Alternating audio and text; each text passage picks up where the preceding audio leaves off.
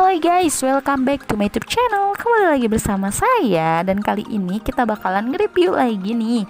Adapun film yang bakalan kita review adalah film Exit yang diperankan oleh Jung Suk dan Yoona, Girls' Generation. Film ini bertemakan komedi dan tragedi. Tentunya asik banget buat menemani hari kalian yang mungkin kadang gabut nih di tengah work from home atau ketika kalian di rumah aja. Yuk simak dulu sekilas alur cerita dari film Exit. Buat kalian yang suka dengan video ini, silahkan kalian like dan subscribe juga channelnya tentunya buat dapetin terus review-review film yang menarik. Check it out. Senang menjadi ekspresi yang paling tepat untuk menggambarkan perasaan setelah nonton Exit.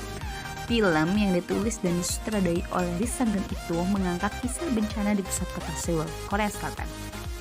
Kisah ini bermula dari Yong-nam yang diperankan oleh Jo Jung-suk.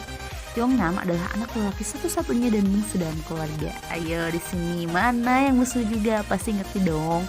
Dimana dia jadi sasaran rundung, apalagi dia pengangguran dan masih tinggal hidup bersama kedua orang tuanya. Tak hanya anak kecil, remaja, bahkan hingga orang dewasa di lingkar keluarga dan orang asing kerap memberikan tatapan serta ucapan miring kepada Yong-nam. Jo Jung-suk benar-benar menjadi sosok yang baru dalam Exit. Bagaimana dia mampu menjadi pria pengangguran yang gagal, bahkan sempat terlihat seperti Cecep yang diperankan oleh Anjasmara dalam Sinetron Si Cecep 19 tahun lalu. Sementara Eju yang diperankan oleh Yoona memiliki kehidupannya sedikit lebih baik lah ketimbang Yong-nam. Dia menjadi seorang asisten manajer di sebuah restoran. Awalnya Eju dan Yong-nam bertemu di klub remaja tebing ketika mereka masih kuliah. Suatu hari Yong-nam merayakan ulang tahun ibunya yang ke-70 di sebuah hotel yang letaknya cukup jauh dari rumahnya. Kemudian dia bertemu dengan mantan gebetannya itu.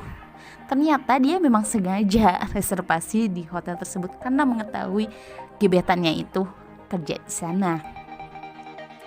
Semasa kuliah, Yong-nam dan Ejo tergabung dalam kegiatan panjat tebing yang menjadi pembincangan hangat ketika mereka kembali bertemu. Di sisi lain, di luar gedung tersebut ada seorang pria misterius yang membocorkan tangki mobil berisi gas beracun. Entah apa alasannya itu, kakek-kakek gabut membocorkan tangki mobil tersebut. Yang jelas gas beracun itu menyebar dengan cepat ke seluruh kota, termasuk ke gedung yang disewa untuk perayaan ulang tahun ibunya Yong-nam. Karena panik, Yong-nam dan keluarganya pun berusaha menyelamatkan diri. Kemudian Yoona yang menjadi Ujo di sana berteriak agar keluarga itu naik ke atas gedung saja agar selamat. Namun kakaknya Yong-nam yaitu Hyung-jun tertinggal di mobil dan ia terlanjur menghirup asap.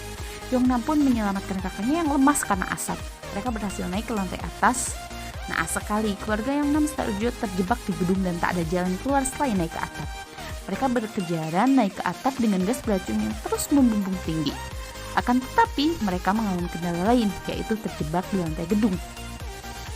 Keluarga Yong-nam kemudian diungsikan terlebih dahulu agar selamat, mengingat nenek dan kakeknya yang sudah tua.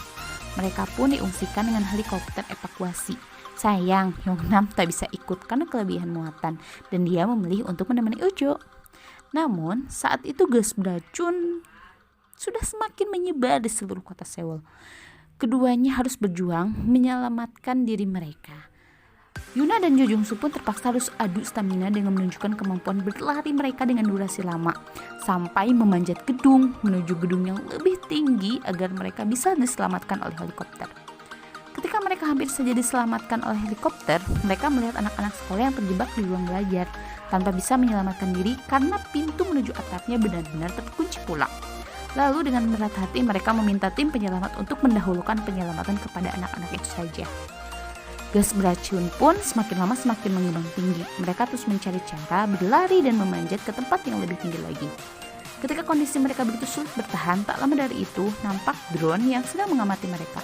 Adapun yang mengendalikan drone tersebut adalah orang suruhan ayahnya yang benar-benar khawatir sekali dengan kondisi anaknya itu. Tanpa disangka, ternyata orang suruhan ayahnya itu adalah kru televisi, sehingga perjuangan mereka untuk bertahan menghalau gas beracun tersebut disiarkan di stasiun televisi.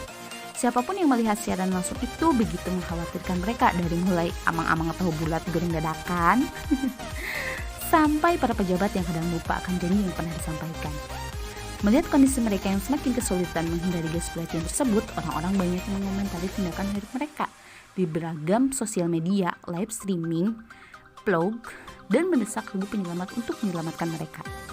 Tak hanya itu, anak-anak yang sebelumnya sudah terselamatkan mengirim drone dan berusaha membantu menghalau gas-gas beracun yang sudah benar-benar mendekati mereka. Meski langkah mereka tak mudah, tapi satu persatu halangan rintangan mampu mereka lewati. Sampai tibalah mereka setahap lagi menuju tower crane dengan mengandalkan bantuan tali yang sedikit banget, dan drone yang mengaitkan tali tersebut ternyata tali itu tidak sanggup menahan beban mereka sehingga terancam putus. Dengan sedikitnya peluang mereka menggantung di tali, Ojo berusaha memutus tali agar mereka berdua tidak terlalu jatuh ke bawah dan terkena gas beracun. Dari sanalah liputan drone berhenti.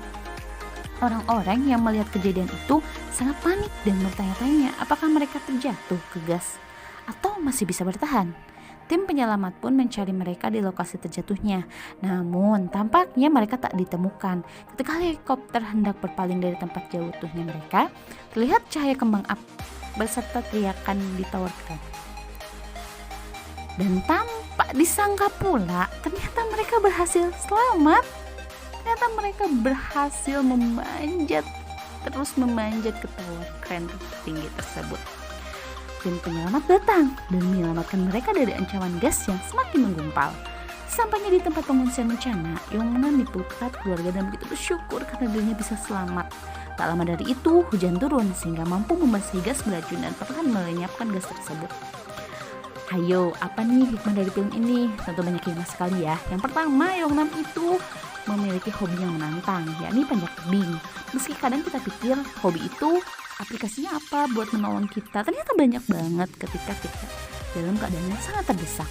Dan meskipun Yongnam belum mendapatkan pekerjaan alias pengangguran banget, tapi dia nggak lupa loh buat terus berolahraga dan nggak males-malesan. Mungkin kawan-kawan gak harus punya hobi yang menantang juga sih, yang penting bisa hidup sehat, itu sudah cukup kawan. Yang kedua, perhatian dan peduli dengan keluarga. Di situ kakaknya sayang banget sama Yongnam meskipun kadang memukulnya. Kemudian Yongnam itu nggak egois dan terus saja dia menolong orang lain. Meskipun waktu itu dia bisa saja mengutamakan dirinya, tapi dia tetap lebih mengutamakan orang lain. Yang terakhir, Yongnam itu nggak gampang nyerah. Sesulit apapun hal yang di depannya, dia berusaha mencari cara, berusaha mencari keluar, bukan meratapi hal-hal yang membatasi dia, tapi dia terus berusaha menuju apa yang dia tuju dan lewat dari gas-gas beracun tersebut. Oke, itulah tadi sekilas alur cerita dari film Exit. Semoga bermanfaat. Bye-bye.